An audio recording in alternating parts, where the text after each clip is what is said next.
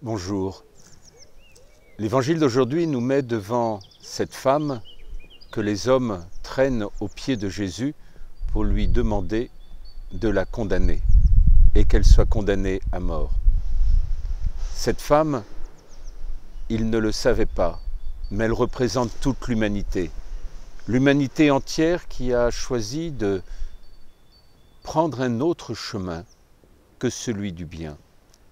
L'humanité entière qui a choisi finalement l'idolâtrie de l'argent, de l'hédonisme ou d'autres formes d'idolâtrie ou d'addiction qui finalement l'enferment et qui sont des formes de non-fidélité, d'infidélité par rapport au Seigneur.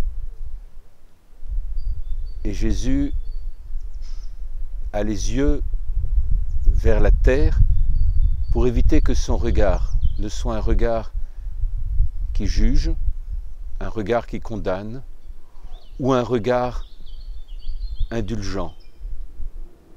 Il veut permettre la vérité en chacun.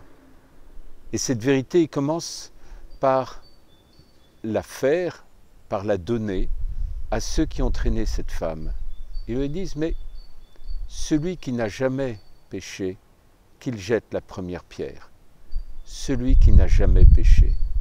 Celui qui pourrait se dire devant les autres, je suis pur et sans péché, je suis parfait, je suis celui que Dieu aime pour sa perfection et non pas pour lui faire miséricorde.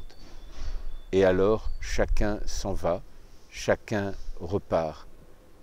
Personne ne t'a condamné, personne. Et moi aussi, je ne te condamne pas.